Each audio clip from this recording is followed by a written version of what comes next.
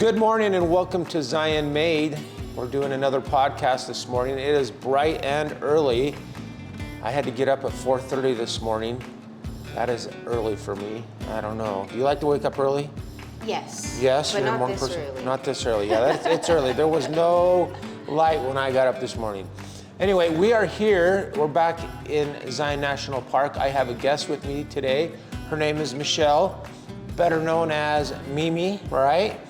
Mimi has a restaurant called Mimi's Café here at Zion's National Park.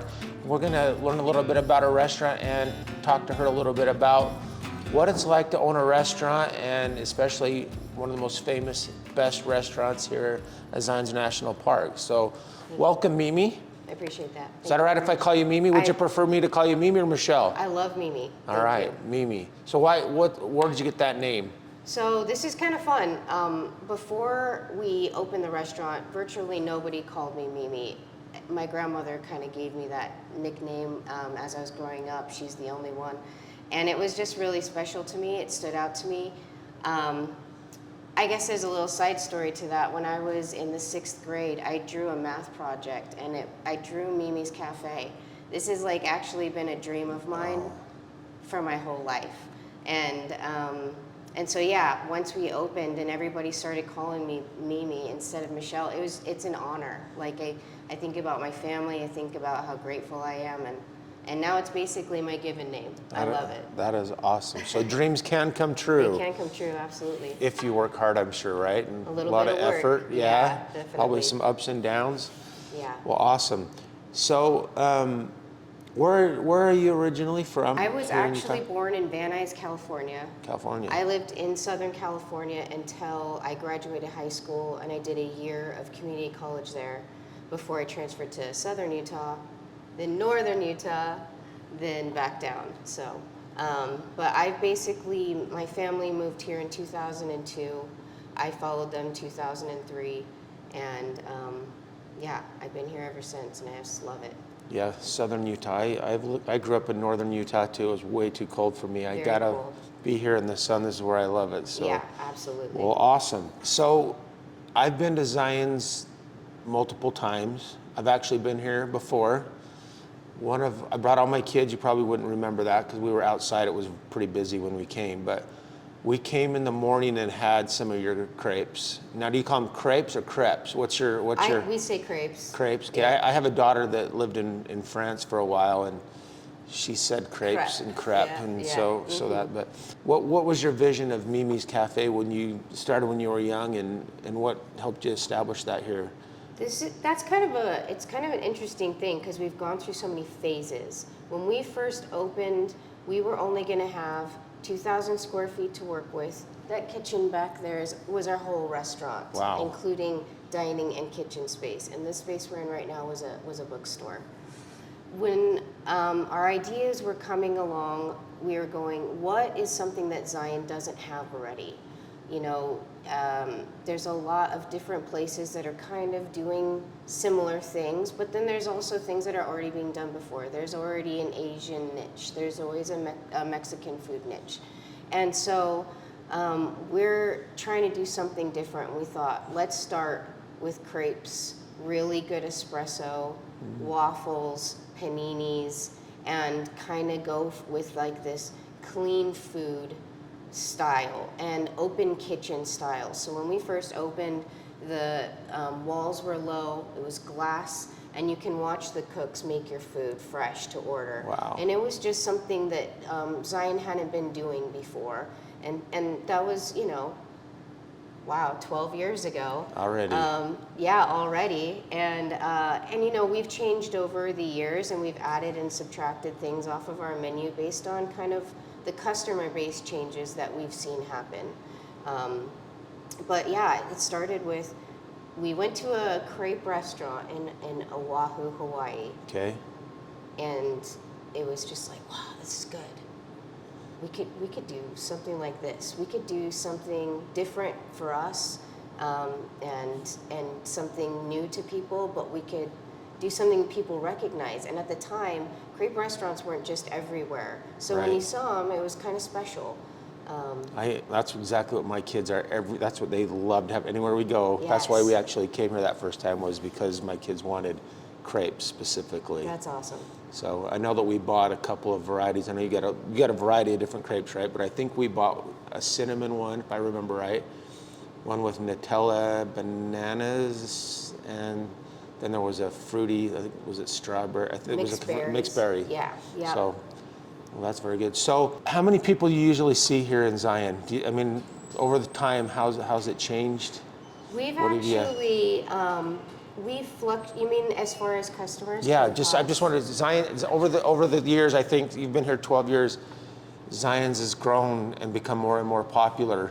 What kind of people, like, where have you met people from that have come here? Is it locals? Is it visitors? Honestly, we don't see a ton of locals, and I hope this is something that kind of gives locals some inspiration to come to Zion more. Hurricane, Laverkin, Tokerville, Virgin, St. George, it's not that far of a drive, and having a local base in Springdale means everything. There's been a boom outside of Springdale, and people are staying in hotels outside of Springdale. So even when the park is maybe busy, the restaurants here are still staffed and ready and don't have waits, and and are giving quality food options. And so I think it's a big deal to know that, yeah, some of these restaurants are pretty busy, but never so busy that it's not worth coming up here and giving us a shot, because we do good food up here, and I think there's 21 restaurants right now in Springdale offering, so much, and it's not franchised, and it's, these small business owners. And so I think I'd love to see more locals, to answer that question, but we're totally international. We'll have someone from Germany sitting next to someone from India, sitting next to someone from China. It is so cool, and I think that's why I have so much pride in my food, knowing internationally people really like it here. Absolutely. So I know over the years, like, it's grown from 3 million, 4 million, I think 5 to 6 million people have been coming here yearly. That's absolutely amazing. And I think even during the COVID time, this became a very popular place to come, and it was growing, even though other locations were having, people not show up and were staying at home because of the beauty, being outdoors, and just being able to come and spend time at this beautiful place. So kind of as you said, I'm kind of guilty. I've lived in St. George area 20 years, and I have not really visited Zion's as a local. Like, I think I've been here once or twice. I hear that a lot. Just the other week we were here, going down the Narrows, and I love to talk to people, so I was asking people where they're from, and there was people from all over the country. There was a few people, like you said, from out of the country, and everyone's like, "Where are you from?" And I'm like, "Here." And like, "Oh, you probably come here all the time, don't you?" And I was like, "No, I haven't actually." But just this morning, driving up here and looking at the sun and those gorgeous setting of the mountains, the rock features, it's a gorgeous place. So how did you actually, so you said you came from California. What brought you exactly to Zion? Did you come to visit Zion's for the scenery or something once before a vacation, or how did you actually end up here? It was actually my parents. They vacationed here for, going on 25 years, maybe longer, going to the Shakespeare Festival in Cedar City. Okay.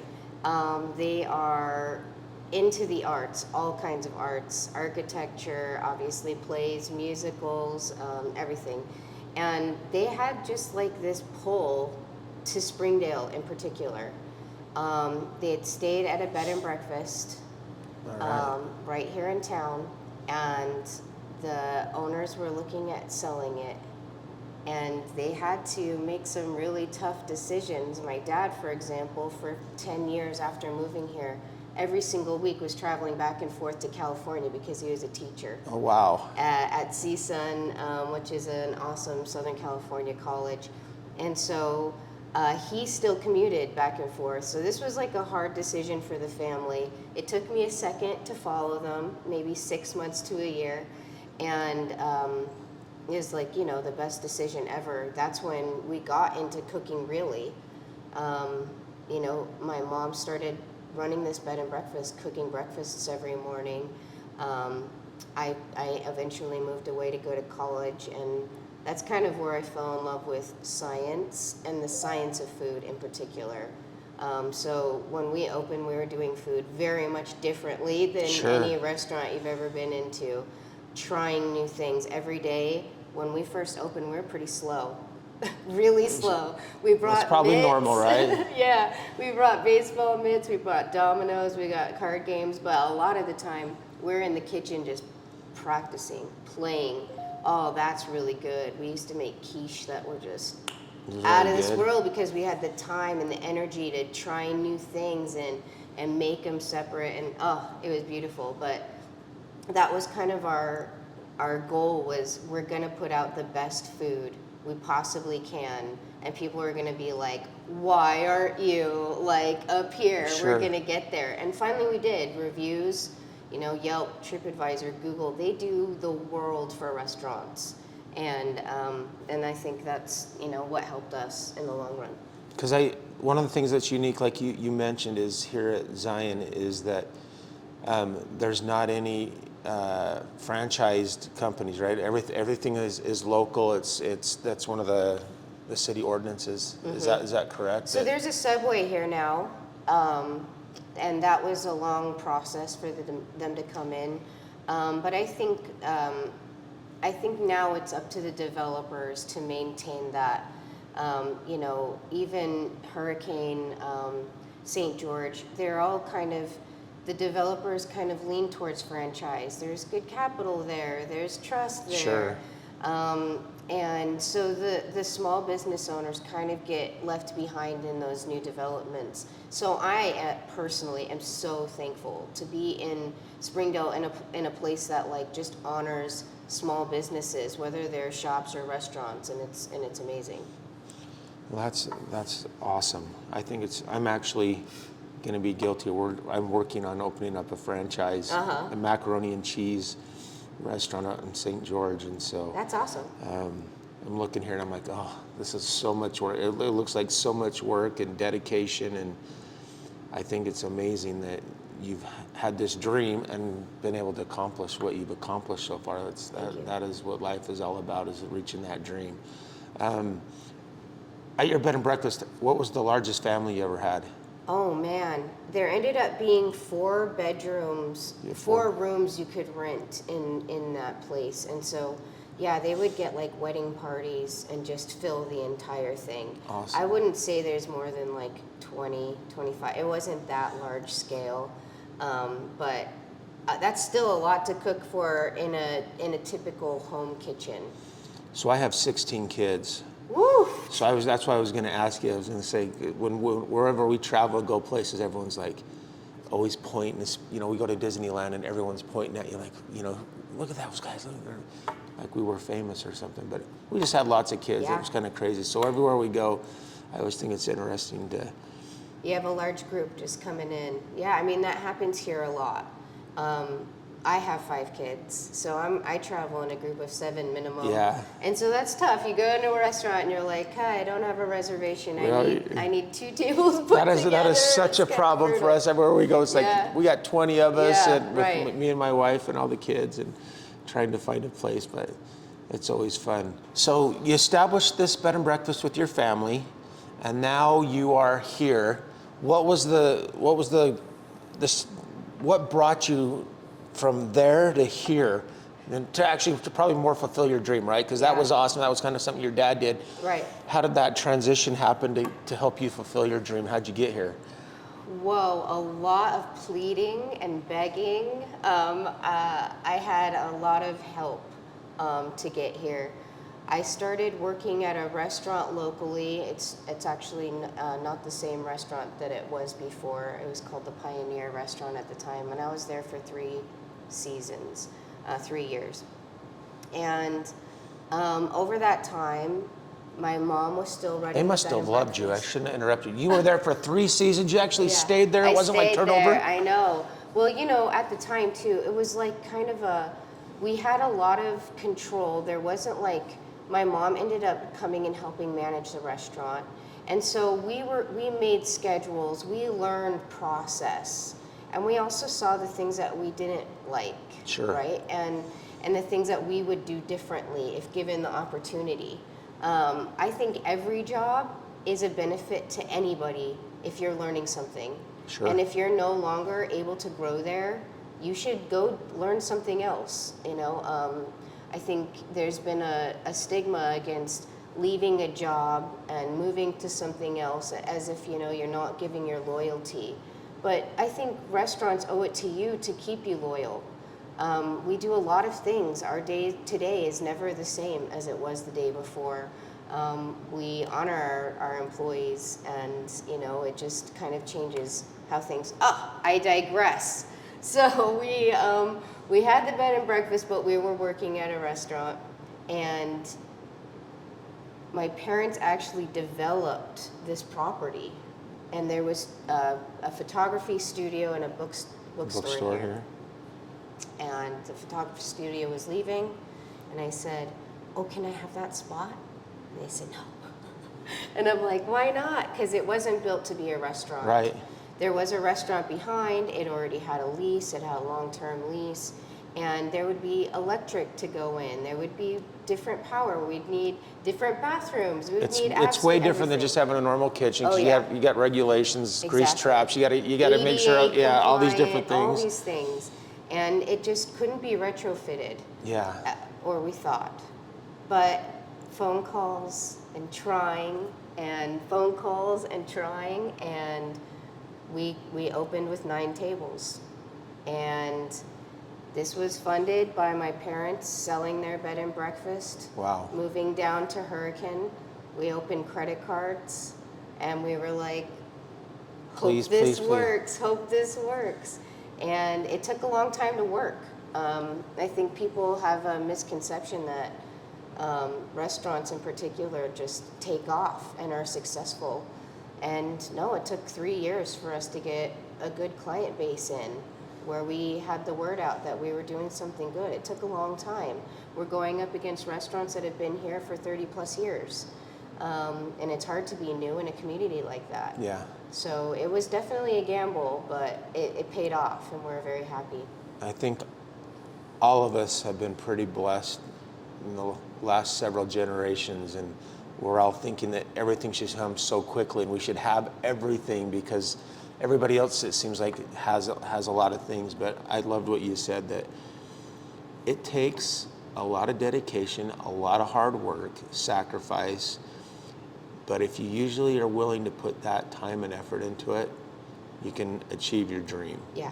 And I've kind of gone through that too. I've had ups and downs in my life where I was doing a lot of great things, having a lot of success, and then all of a sudden the world turned and I lost everything and I had to start all over again. And a lot of tears, a lot of questions, especially like with my family, I had those things. So question that makes me think about the restaurant business. A few years ago, we had COVID. Yeah. So did you have any ups and downs having to go, because you've been open 10 years, so COVID was what, 3-4 years ago, so you probably kind of got established, was doing well. Right.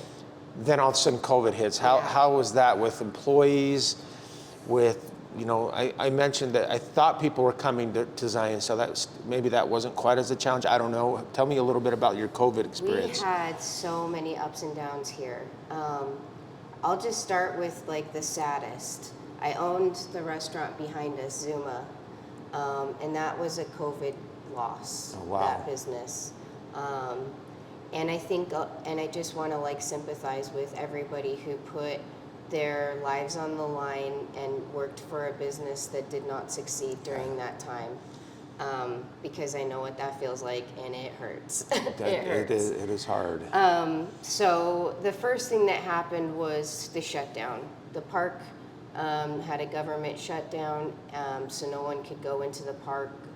We tried to stay open. We tried to keep employees. We tried to offer delivery. But at a certain point, we had to close. We were closed for a couple months. And then they reopened the park with a lot of constrictions, Sure. but a lot that you could work with. And so we expanded our outdoor seating to accommodate that. And because international travel was done, That's right. there was none, we all of a sudden got Nevada, California, New Mexico, Colorado, Arizona. They were all shut down. Yeah. And they were coming into the park in droves. And, you know, I was at capacity. I had 56 employees at just Mimi's to accommodate how intensely busy we got. It was out of control. And that's where the loss came. I couldn't staff the other restaurant. There wasn't enough workforce to accommodate how many people were coming in here. And we're still working really hard to adjust from those numbers, from that kind of responsibility. And we changed a lot of things because of COVID. Manufacturers, we couldn't get the quality of food we wanted weekly. So we had to adjust our menu just for COVID, because we needed to make sure we were constantly getting this product and we weren't saying this isn't here. And so that was a huge cut, our menu. But it also showed us, hey, these are the items we can cook to order very quickly, and no one else is doing fast food in Zion, right? And so we've changed our system now. Instead of full service, when you're ready to order, you order at the counter. This gets it to the kitchen very quickly. Our kitchen staff is sitting ready for it, and the food comes out quickly, and people are usually blown away at the speed in which we can get food out even when we're busy. And so COVID also taught us, like, we got to get more hustle in us. We have to figure out a better quality to do to-go food. We now have online ordering, which is something we could never have before. That's or never changed needed. drastically since COVID with that too, hasn't it? There was a lot of pickup orders. There was a lot of, but you know, it's all kind of evened out now, where we're like, oh, we're ready for those big numbers again. You know, we've figured out what we're doing, and we've made our small restaurant kind of get the ability to get really quality food out quickly. That's amazing. How many employees do you have right now, and have you been able to maintain, you know, your staff? There's sometimes a lot of turnover with restaurants. And we've seen it. Honestly, we've seen turnover, you know, especially during COVID. Restaurants kind of against each other for some time, because employees were so needed and so necessary, right? But because of our new system, I think we're down to about 14 employees, and my youngest employees are starting their 4th season this year, so 4 years with us. I have an employee that's been here 12 years. My aunt, who's the general manager, she's been here 10 years. She just got her 10-year present in April.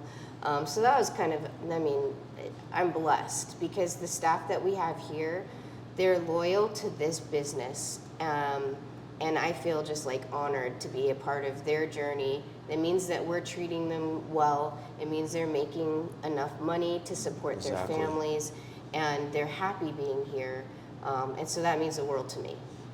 So what does that say about your business then, and what you're doing for people that are looking for a place to come? If you have employees that are actually willing to stay here, that you've got this group that is together, that's a place I want to come. That sounds like family. That sounds like a place that if you're coming to the Zions, this is a place people ought to come. I think that is cool. Thank you.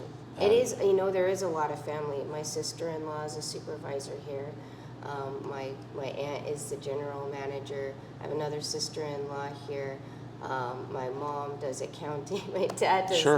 I mean, we all kind of chip in. But then we have these other employees that are like chosen family, and that's the best. Sure, and to support everybody, even family. It's like, you know, everyone needs so much money to live and do that, but to be able to do that, I think that's absolutely amazing. That you must have. Well, I know you have an amazing place that people ought to come, because that alone proves that the food's great, right? But if you've got that kind of a culture and that kind of a family relationship, it's a place people want to come. So come to Mimi's Cafe. That's awesome. Thank you. Tell us a little bit about your menu and what you've got going on now. Oh, somebody's here. They're setting Hello. up right now for the morning. Hey, sorry.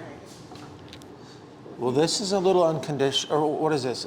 This is a little unconventional. Look at this. Someone walks in and you say good morning. I think that's awesome. Good morning. I'm Benji. Claudia, nice to meet you. Hi, Claudia. Nice to meet you. You are Her aunt. Auntie, and you work here? I do. Awesome. What do you do? Everything. You do everything. I work everywhere. That's what we do, right? Yeah. We do it all. Well, awesome. Exactly. We're Well, talking a little bit about. Nice to meet She's you. an Welcome. incredible Glad you asset. came in. All right. So tell us about your menu. Okay, our menu has changed a lot over the years. As I said before, we did crepes and waffles, paninis, wraps. We did not have a deep fryer for years. We were trying to do a healthy food route. Turns out, after all of our tries, we also did barbecue. Oh man, 10-hour smoked brisket. We couldn't even cut it. It just like Melt? fell apart on the Yeah. plate. It's like, I'm so sorry, those are your slices. That's But the best. unfortunately, Springdale wasn't ready for some of the food things we did. We also did rice bowls. We've always made our own sauces, but we've tried to do different kinds of food. Right now, we're recognizing what our guests need. They are gone on hours-long hikes. Yeah. Sometimes it's really hot out. Sometimes it's really cold out, and they just want to warm up with a big, beautiful meal. So what we've worked on perfecting recently is our 8-ounce Angus burgers. Some people, I like to watch people take the first bite. I know that sounds really weird, but you'd see just the emotional, physical reaction come over people, just this. When the flavors all hit right, and you just, so we do incredible burgers here. We do slow roasted pork. I see you're drinking Dr. Pepper. And yeah, it's almost time It's for almost ready. a refill time. You were generous to give me one of those. So I make a slow roasted pork here. We make our own rub, but our base of that is Dr. Pepper. Of course, right? It is, yeah. It brings in so much flavor. It breaks down the meat in such a beautiful way. So we do barbecue pork, teriyaki pork, all of that sauces we make in-house. And actually we're working right now on bottling our barbecue sauce so that it's available in stores. That's awesome. Yeah. When I got COVID, I have still not gained my taste buds back. And they changed. The foods that I used to enjoy, I like hamburgers. I have not had hamburger I've had a hamburger, but I have not had one that tastes good to me for so long. So now I think I'm gonna have to come here and Challenge get me accepted. a hamburger because We'll have to try. I used to love burgers, and when you said that, honestly, my mouth and my brain started going, I so want that burger that has that unctuous flavor because. There's something to be said about cooking it on a flame. It Yeah, just I changes the totally flavor 100% agree. I love So flame broil. charbroil, Yeah. Nice seasoning on it. It's perfect. Salt. Okay. Not seasoning, salt. We like It's salt, going to be a pepper, yeah. challenge here because I have been missing. So what do I get with my burger? You have a choice. We have French fries. We have beer battered onion rings. We have Yum. a nice healthy side salad with veggies on top. I thought you were going to say a nice healthy onion ring and French fry, right? Yeah, right. So yeah, you get a choice there. Our crepes don't come with sides because they're massive. Yeah. We have traditional 16-inch French crepes, or crepe makers, that are actually original to when we opened. We I have told my never kids when I replaced saw those, I'm like, oh, I should have got one for you guys to share. But guess what? They were able to eat the entire thing. They finished it and they loved it. So That's awesome. again, good That's job. awesome. That's something kids don't always do. They don't always want to finish. If they don't like it. Right. My kids loved it. Thank you. We worked really hard on our crepe recipe.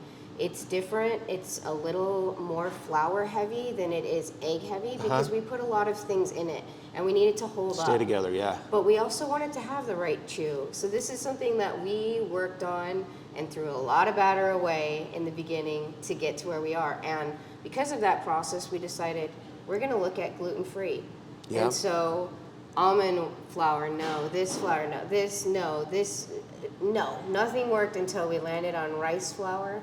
And now we have offered gluten-free crepes since I think, for the last 11 of our 12 years. Which has become a big deal in the world, That's a hasn't it? big It has deal. become- There's a lot of people that are eating gluten-free, Yeah. and getting some cool options like this is, I think, a rarity. You've put in a lot of effort, a lot of work, a lot of sacrifice, try to find all those words that you could describe, you know, to accomplish what you've accomplished. Do you have any advice for anybody that wants to start their own business, maybe specifically to a restaurant, or just anything that you've learned that you think would be helpful for someone that has a dream like yourself and is a little bit nervous to go out and try it?